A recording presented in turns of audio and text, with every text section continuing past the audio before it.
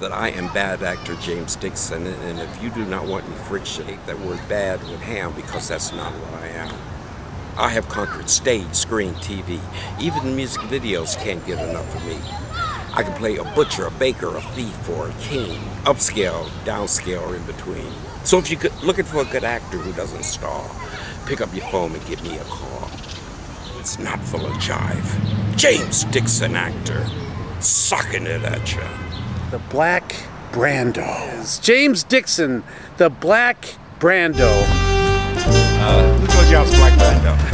Well, because I'm black, full figured. $1 million question. The rumor is out there that you are the Black Brando, and all these years I wanted to know, and I finally got him right where I want him to answer that question. So why don't you? There was a resemblance between me and Brando, I guess, in his later years.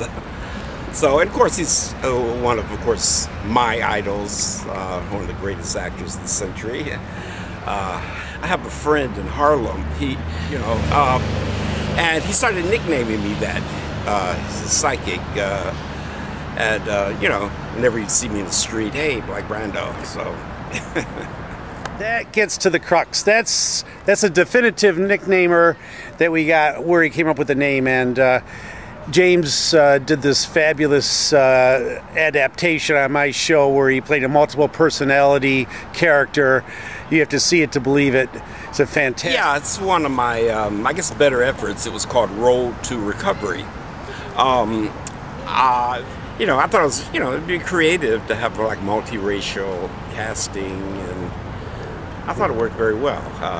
So Asian girlfriend, black central character, and then a Caucasian psychiatrist. You are a man that promotes unity.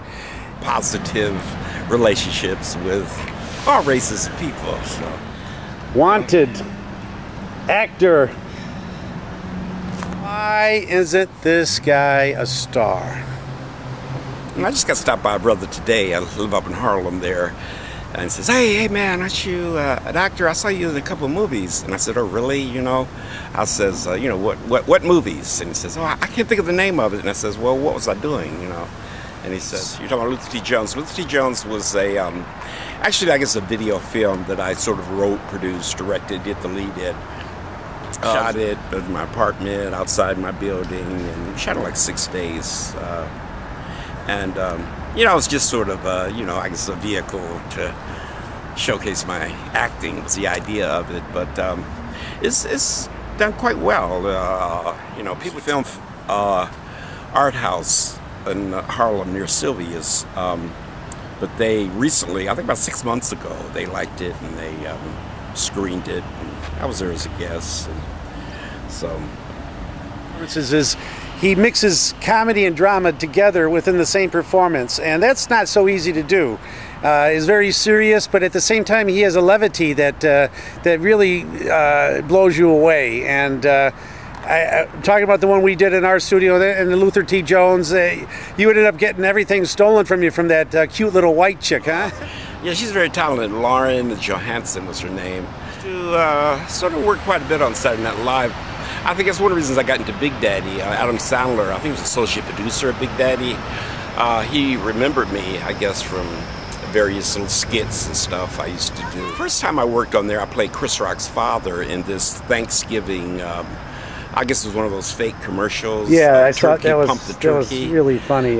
But that went over very well, and they always, year after year, they would include that of the best commercials. What do they call it? Parodies. Parodies. They always include that, and Will Ferrell was the guest. And supposedly a heckler in the audience was heckling him. That was you? Played by him. Oh, he was playing. Will Ferrell was playing both. He was sitting in the audience, dressed in the black jacket and mustache. He was heckling himself, actually. And then they have words, and so Will Ferrell states, says, "Hey man, come on down here, man. You realize how hard it is here being on TV and all that. Bring your ass on down here." He says, "Yeah, I will. I'll come down here and kick your ass." And of course, instead of Will Ferrell coming running, they somehow have a black guy dressed like him. I was supposed to be him, the heckler in the audience. You know, he had the black jacket and the wig and the mustache that I was wearing.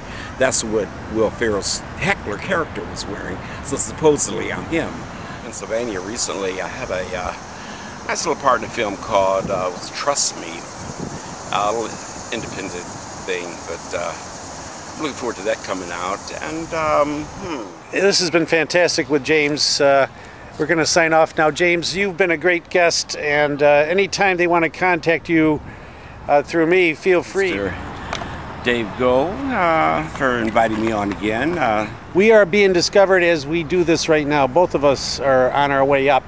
Yes, everybody knows Dave. We haven't heard the fat lady sing yet, and that means it's not over. And we're still going. And actually, I did a showcase with Harvey. That's where I met him. And James came acting as an agent. Now, I don't know if you want to get into that, James, but that was... that's another James Dickson.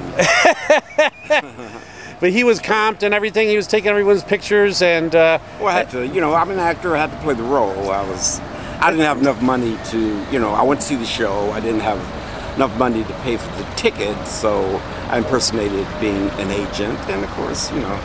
That takes brass balls to pull that off, and you pulled it off with such a aplomb. It was great, and Dave was great in it. And who was anybody else I know in that? Hoffman, yeah. Hoffman, oh yeah. Yeah. So, James, truly, thank you very much. Well, thank you. Thank you for inviting me. It's a joy, always a joy. Give it up to him, folks. James Dickson, the Black Brando.